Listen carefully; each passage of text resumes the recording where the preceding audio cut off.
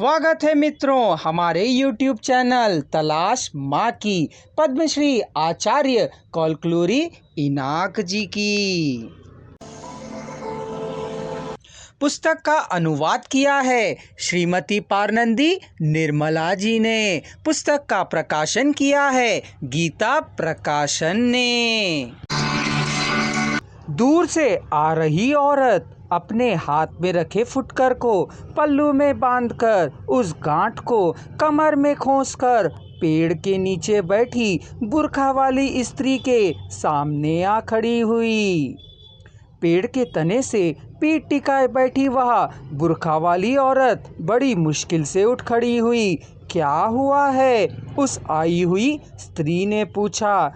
कुछ नहीं हुआ कह उठ खड़ी हुई बुर्खा वाली स्त्री। चलो चलते हैं, उस काली स्त्री ने कहा। बुर्खा दे दो कहा। यहाँ नहीं उसने कहा। क्यों? किस लिए नहीं? उस स्त्री ने कारण पूछा। वे लोग देखेंगे ना, ऐसा कहा और वहाँ खड़े लोगों को दिखवाया। देखते हैं तो देखने दो, उसने कहा। इसमें बुर्खा उतारने में क्या पाबंदी है? उसके माथे पर बिंदिया जो लगी थी, औरत कमजोर थी, उसकी उम्र 60 साल के करीब हो सकती है। सदाशिवम और अकबर आश्चर्यचकित हो उसे देखने लगे थे।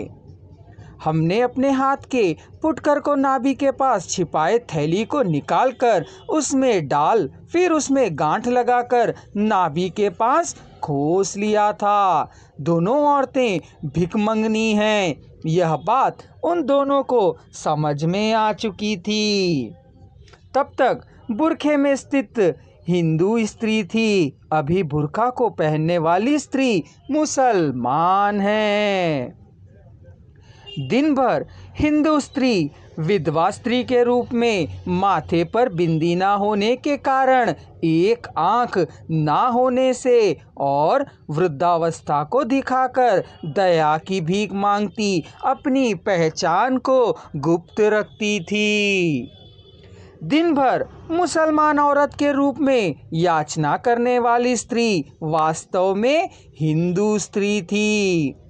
उन्होंने अपने अस्तित्व को क्यों छिपाए रखा था? बुर्का ना होने पर मुसलमान स्त्री के ऊपर दया हो आने से ज्यादा भीख मिलने की आशा थी।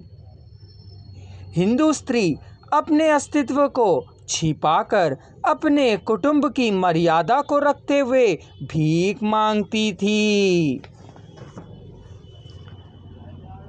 कानी आंख वाली को ज्यादा भीख मिला करती थी, बुर्खा वाली स्त्री को कम पैसे भीख में मिला करते थे, लेकिन दोनों मिले हुए पैसों को आधा आधा बांट लिया करती थीं।